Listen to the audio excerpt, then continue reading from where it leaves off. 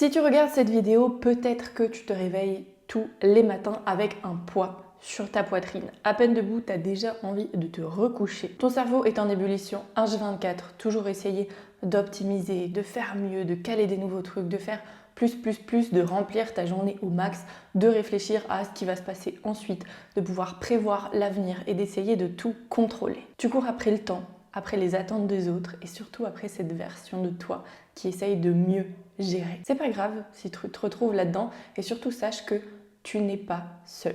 Si je fais cette vidéo aujourd'hui, c'est parce que je sais qu'on est beaucoup, et moi j'ai été beaucoup aussi là-dedans, et je le suis encore parfois, en toute honnêteté, sauf que j'ai pu repérer du coup ces 5 signaux qui me montrent qu'il est temps de ralentir.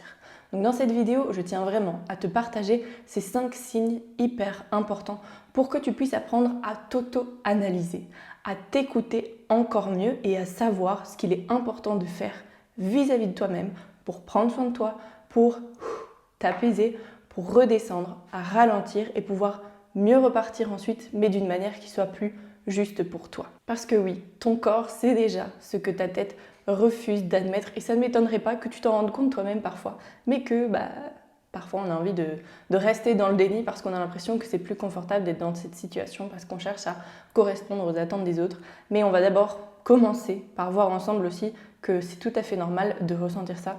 Et puis je te partage juste ensuite les 5 signes qui montrent que tu as besoin de ralentir. Donc reste bien jusqu'à la fin de cette vidéo pour avoir toutes les clés et avoir la carte complète pour pouvoir t'observer, mieux prendre soin de toi. Et puis avant de commencer, je t'invite à t'abonner à cette chaîne, lâcher un like et puis tu me diras dans les commentaires lequel de ces signes te parle le plus ou en tout cas qu'est-ce que tu retiens de cette vidéo. Si tu ne me connais pas encore, je suis Valentine Bronx, je suis coach et intervenante sur les sujets de l'épanouissement. Mon but à moi, c'est de venir t'accompagner à pouvoir t'accomplir pleinement, avec confiance, liberté et audace. Comment ça se passe? À travers de la création de contenu comme ici, mais aussi à travers la création d'ateliers, d'immersion et les outils de coaching, d'introspection que je mets à ta disposition pour pouvoir évoluer, grandir et devenir responsable de ton propre épanouissement. Alors, déjà, comment est-ce qu'on en arrive là? Pourquoi est-ce qu'on en arrive à être dans cette course effrénée, à toujours plus de performance, à venir citer le perfectionnisme comme notre défaut principal? Ça, c'est bien l'heure déjà. Si on ressent tout ça, c'est pas un hasard. Pourquoi? Parce que si on remonte un petit peu dans notre passé, on peut voir que depuis qu'on est petit, en fait, on est stigmatisé, on est catégorisé et il y a des attentes qui sont projetées sur nous, alors même qu'on n'a rien demandé, qu'on ne sait pas parler, qu'on ne sait pas marcher, qu'on n'arrive pas à manger tout seul. Il y a déjà toutes ces attentes de il va falloir qu'il mange, il va falloir qu'il marche. Même quand on est petit, entre 0 et 1 an, on attend qu'on marche, qu'on ait notre première dent, qu'on sache parler. Il y a des attentes qui sont mises. Il y a des comparaisons qui sont faites de votre bébé il a 6 mois, normalement il devrait déjà savoir faire ça. Il a un léger retard. Et on va déjà en fait venir mettre des mots, mettre des étiquettes sur nos performances, sur ce qu'on est capable d'accomplir, sur ce qu'on est capable de faire. Ceci c'est juste un constat que la société elle est faite comme ça. Depuis qu'on est petit, on est comme ça. Alors c'est important d'une certaine manière d'avoir ces points de repère, notamment dans le cadre du bébé par exemple, pour savoir s'il est en bonne santé, s'il fonctionne bien correctement, ou peut-être qu'il a un petit handicap ou autre. Ok. Juste factuellement, rien que cet exemple vous montre déjà que c'est normal si aujourd'hui vous avez l'impression d'être dans la recherche de la performance constante, dans la recherche de en fait mes actions définissent qui je suis, donc je dois faire attention aux actions que je fais et à pas mettre un pied de travers, etc., parce que sinon ça veut dire que je suis comme ceci, je suis comme cela, je vais avoir tel ami, tel niveau de vie, et ainsi de suite. Et puis après, quand on rentre à l'école, dans le système classique, c'est exactement pareil. Depuis qu'on est petit, on est poussé à la comparaison. Qui va avoir les meilleures notes? Qui va faire le meilleur dessin, le plus beau contrôle, va finir son puzzle le plus vite, va être le plus aimé dans la cour de récré? Il y a l'ambiance sociétale qui pose déjà ce contexte. Donc si je te raconte tout ça, c'est déjà premièrement pour venir se déculpabiliser et comprendre que c'est ok en fait de ressentir ça et que tu n'es pas seul à ressentir ça. À peu près tout le monde, pour ne pas dire tout le monde, ressent ça à différentes échelles avec une certaine puissance, mais en tout cas on se retrouve tous à un moment donné là-dedans. Pourquoi? Parce que On a tous grandi dans ce système-là. On a toutes grandi dans ce système-là. C'est un peu ce truc de quand on est petite, voilà, on ne doit pas faire trop de bruit, pas prendre trop de place. En tant que fille, bah voilà, on doit avoir des comportements de fille, on doit jouer à la poupée, on ne peut pas être trop téméraire parce que sinon on va voilà, dire qu'on est un garçon manqué. Les garçons qui pleurnichent, bah voilà, c'est des fillettes. On est déjà catégorisé et donc nos comportements sont aussi un peu sous vraiment l'influence de nos attentes, de notre genre, de voilà, ça doit être comme ça et pas autrement, du niveau de vie de notre famille peut-être aussi. Enfin bref, vous avez compris un peu tout ce contexte, mais surtout voilà, du coup au fur et à mesure on grandit et on devient ces femmes qui encaissent, qui veulent avoir l'air fortes, mais qui doivent à la fois être fragiles, qui veulent s'affirmer mais pas non plus prendre trop de place. Et du coup on est toujours entre le... Et au final, on en vient à s'épuiser complètement parce qu'on a le souffle coupé. On est entre je me mets dans cette case, mais je ne dois pas prendre trop de place non plus. Je vais aller par là, mais il ne faut pas trop que je me monte non plus. Je ne dois pas faire trop de bruit, etc., etc. Je vais être carriériste, ouais, mais alors quand est-ce que tu auras tes enfants et ton foyer, et ton mariage, etc. Enfin bref, je pense que vous avez compris. Il y a beaucoup d'attentes. Et si je vous partage tout ça, c'est vraiment pour vous dire que la première chose déjà, c'est que c'est OK. Le fait de vous replonger dans ce contexte de pourquoi est-ce que je ressens tout ça, c'est déjà un premier pas pour ralentir. Maintenant, votre corps, tout au long de votre vie, va vous envoyer des signaux. Parce que, encore une fois, dans notre société, on pense beaucoup avec la tête, on met beaucoup le mental en avant, la réflexion en avant, et on va venir un peu cacher nos ressentis. On ne nous a jamais vraiment appris à reconnaître vraiment c'est quoi nos ressentis. On sait que oui, quand on a notre ventre qui gargouille, on a faim, quand on a mal à la vessie, on doit faire pipi, très bien. Et pour le reste, c'est un peu compliqué. Bon, c'est un peu réducteur ce que je raconte, mais je fais exprès de grossir le trait pour que vous compreniez bien que, ah bah oui, en fait, c'est normal si j'arrive pas à écouter mon corps et si je comprends pas forcément ce qu'il a envie de me dire, parce que la société est faite comme ça. T'as mal au crâne, on va te dire prends un Doliprane. T'as mal au bras, bah va chez l'ostéo. Alors que souvent, notre corps sait. Il sait toujours avant notre mental. Il va nous envoyer des signes qui peuvent être parfois des douleurs souvent, qui vont en fait être juste comme si c'était les voyants lumineux d'une voiture qui s'allumait pour nous dire attention, va checker ceci, fais attention à cela. Et la métaphore de la voiture, ça fonctionne très bien pour notre corps parce que c'est notre corps et le moteur. Et tant qu'on n'écoute pas les voyants pour venir ajuster le moteur, peut-être nettoyer un peu, remettre telle pièce, etc., on va avancer avec une voiture qui, à un moment, va être en panne. Et donc, on a envie d'éviter ce point de rupture, bien évidemment. Ce point de rupture qui peut être des burn-out, des cancers, des maladies somatiques aussi. Vous pouvez avoir souvent l'urticaire, ce genre de choses. Ça, c'est vraiment des maladies, en fait, psychosomatiques. C'est-à-dire que tout ce qui se passe dans votre esprit, le côté psycho, va venir se somatiser, donc se transmettre, se voir en fait à travers votre corps. Bref, nous allons donc passer aux 5 signes. Dites-moi vraiment dans les commentaires ce que ça vous évoque. En tout cas, faites l'effort en écoutant cette vidéo de voir, ok, tiens, si j'essaye de un peu m'analyser, de m'écouter en même temps que Valentine parle, qu'est-ce que ça donne? Ok? Ta fatigue est toujours présente. Comme je le disais en introduction, tu te lèves le matin, c'est déjà compliqué de sortir du lit, potentiellement que tu snoozes ton réveil plusieurs fois, tu te lèves une demi-heure, une heure en retard, après c'est la course, tu es en retard au boulot, etc. Tu as beaucoup pendant la journée des moments où tu es là, tu bailles, tu as l'impression que ton corps est lourd, que tu te traînes toute la journée, et puis quand il est temps d'aller te coucher, tu as du mal à t'endormir. Déjà ça, c'est pas normal en fait. On n'est pas censé se traîner fatigué toute la journée. On est censé avoir une bonne nuit de sommeil, qui va être réparatrice, qui va nous permettre le lendemain d'être en pleine forme pour notre journée. En fonction de chacun, et ça c'est important aussi à prendre en compte, on a tous besoin d'un volume d'heures de sommeil qui est différent. De mon côté par exemple, je sais que j'ai besoin d'avoir 8-9 heures de sommeil pour pouvoir être au taquet la journée. Par exemple, là, cette nuit, j'ai dormi quasiment 9 heures, et ça me fait un bien fou et je sens qu'aujourd'hui, je suis plus à même d'avoir de l'énergie et surtout, je suis beaucoup moins sensible à mes pensées aussi. Parce que forcément, quand on est fatigué, déjà notre système immunitaire il est beaucoup plus faible, donc on peut être beaucoup plus malade aussi, choper des rhumes, des sinusites, des grippes, ce genre de trucs. Si vous êtes tout le temps malade, c'est bien aussi un signe qu'il y a quelque chose qui ne va pas. Et puis, du coup, on va beaucoup plus accorder d'importance à nos pensées. Et nos pensées, comme vous le savez sans doute, qui peuvent être de tout type, autant parfois très porteuses, autant parfois hyper néfastes. Et donc, quand on est dans cet état de fatigue constant, on n'a pas en fait l'énergie, la force de venir s'auto-motiver à chercher le positif et on va plus se raccrocher sur nos pensées négatives qui sont en fait des pensées normales de base de survie qui veulent nous protéger. Sauf que du coup, ça va nous mettre dans cet état vraiment comme si on était dans des sables mouvants constants où à chaque fois qu'on lève un pied, on est tiré encore plus vers le bas. Ces signes-là, ils sont là justement pour que tu puisses en prendre conscience, pour après évoluer. Et d'ailleurs, abonne-toi dès maintenant, active les notifications puisque la semaine prochaine, je vais te partager une vidéo dans laquelle je vais vraiment te donner 4 étapes clés à faire pour venir justement retrouver cette énergie et faire en sorte qu'elle soit durable aussi.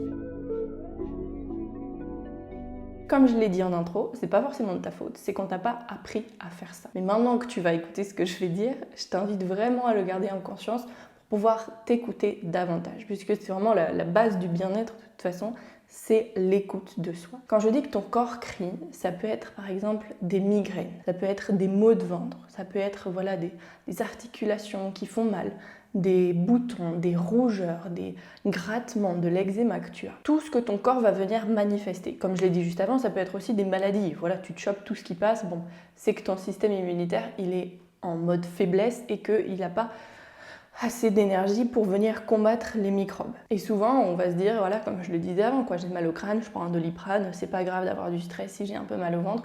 Sauf qu'en fait, pendant ce temps-là, ton corps, il encaisse, et on ne veut pas qu'il arrive au point de rupture. Je te donne 2 exemples qui vont peut-être, toi, t'aider à t'identifier à ça aussi. Dans mon cas, je sais que j'ai eu beaucoup de migraines pendant toute une période. C'était vers mes 18 ans, quand j'arrivais à la fin de bac CESS là-bas, j'avais des migraines mais quasiment tous les jours. J'ai été voir un neurologue, j'ai dû pendant 3 semaines noter tout ce que je mangeais, tout ce que je faisais pour voir si ça avait un impact sur justement mes maux de tête. Après j'ai pris un traitement, ça avait diminué un petit peu mais j'avais quand même mal à la tête la moitié du temps quoi. Et puis après j'ai été chez l'acupuncteur et là ça m'a vraiment aidée. Sauf qu'en fait en même temps que j'étais chez l'acupuncteur, je commençais une phase de ma vie qui était beaucoup plus épanouissante où j'étais dans mes études en communication, dans un stage super et je trouvais ma place. Et en fait, je me suis rendu compte quelques mois plus tard en regardant que, en fait, à chaque fois que j'ai mal à la tête, c'est qu'il y a quelque chose qui me prend la tête. Alors, bien évidemment, petit point d'attention quand même, il y a des maladies qui ont vraiment besoin d'un traitement. Je connais des personnes qui sont migraineuses et ça suffit pas de leur dire « Ah oui, mais ralentis un peu, va prendre l'air, bois un grand verre d'eau et ça va passer ». C'est pas vrai. Parce que voilà, il y a aussi des... Voilà, je suis pas scientifique ni médecin, mais il y a aussi des choses qui font qu'on a parfois des maladies qui sont là et qui ont besoin d'un vrai traitement médical. Simplement, moi, ce que je te partage là, c'est d'être un peu plus à l'écoute de toi pour potentiellement faire le lien entre, ok, ce que je vis, je vois que j'ai eu une grosse journée, que je me suis beaucoup pris la tête, que j'ai eu différentes émotions que je n'ai pas forcément écoutées, j'étais dans le rush de blablabla, je fais ça, je finis ma journée avec une migraine. Ok, c'est peut-être potentiellement lié au fait que je me suis pris la tête toute la journée, que j'ai pas eu vraiment le moment de sortir la tête de l'eau. Et donc, ok, j'observe ça. En observant ça, je sais que très bien ce soir, je vais me prendre un temps sans écran, me prendre un temps de pause, peut-être faire quelques mouvements qui vont me faire du bien, qui vont permettre à mon corps de se libérer, de libérer mes émotions. Et puis ensuite, on verra demain. C'est vraiment dans cette optique-là que je vous partage ces signes. Pas pour vous dire vous avez mal au crâne, voilà votre diagnostic. Encore une fois, je ne suis pas médecin. Mais tout simplement, notre corps a des choses importantes à nous communiquer. Le deuxième exemple que je voulais vous partager, c'est les maux de ventre. Dans mon cas, j'ai observé qu'en fait, quand justement j'étais dans cet état aussi où j'écoutais pas mes émotions, je suis dans le déni de mes émotions, c'est-à-dire que je me rends même pas compte en fait que j'ai des émotions que j'écoute pas. Juste, j'ai décidé que je voulais pas les voir de manière inconsciente et voilà. Et bien en fait, je mange mon plat normal, quoi, bien complet, j'ai plus faim.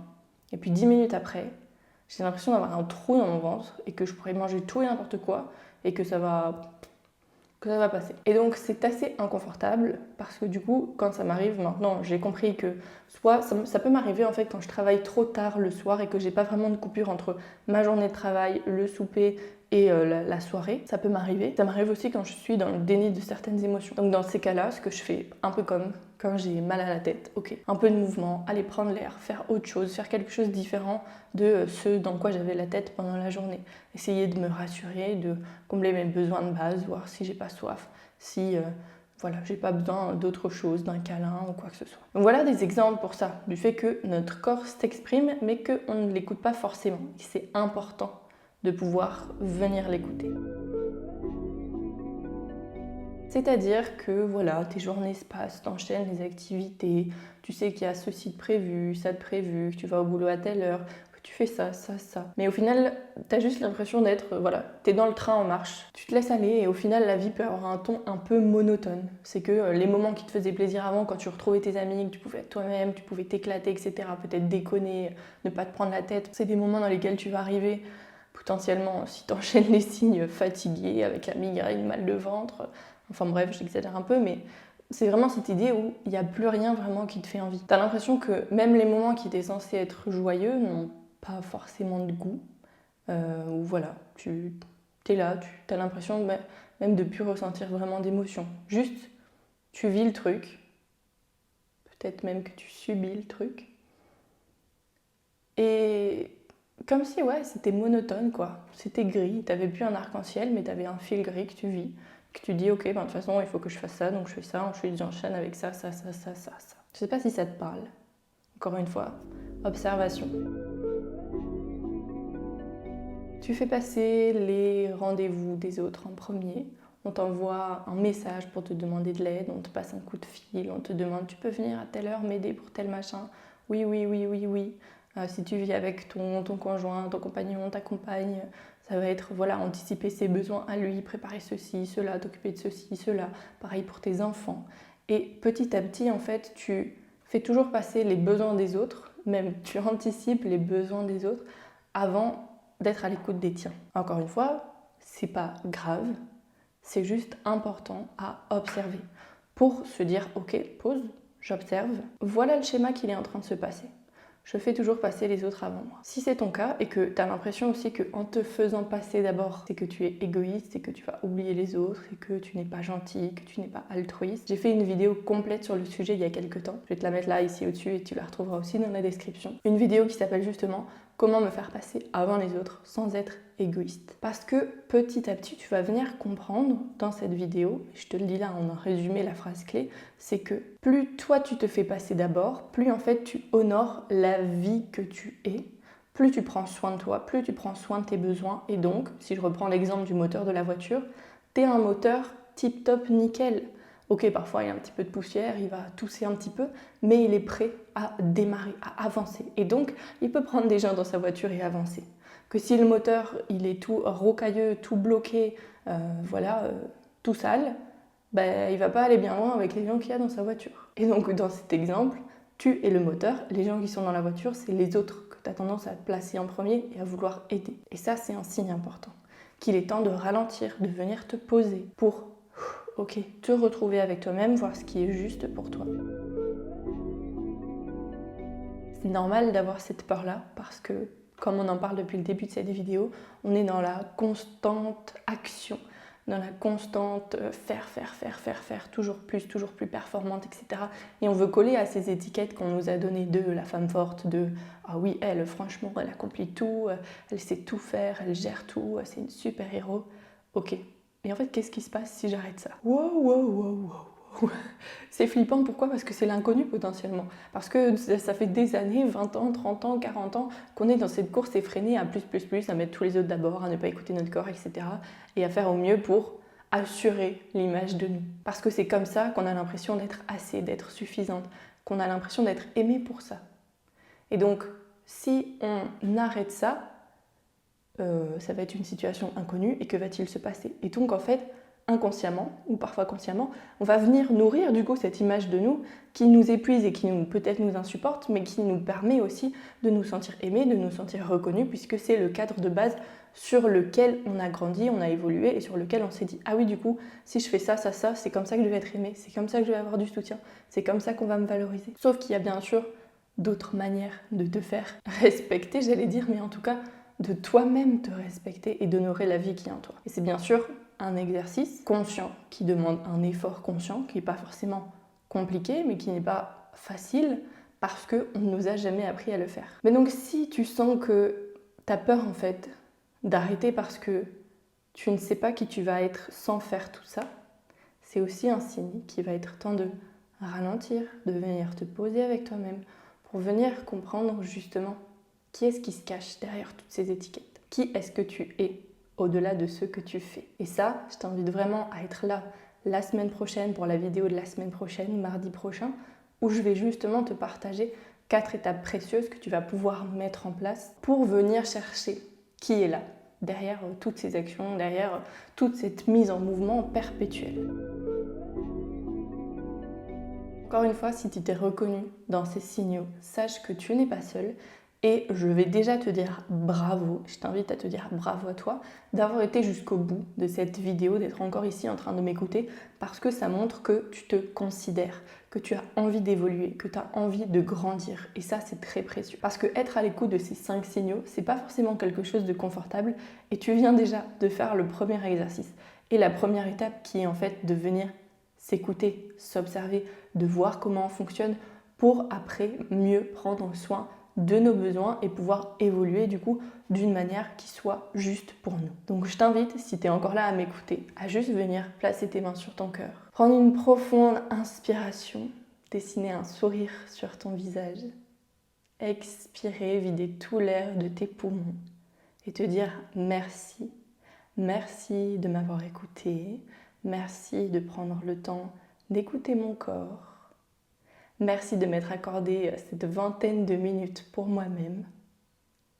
Et si tu veux, tu peux refaire encore cette petite respiration en souriant aussi longtemps que tu en as besoin, mais ça, c'est déjà un pas précieux et quelques secondes de ralentissement, et ça fait du bien. Quelques secondes aussi de considération, finalement.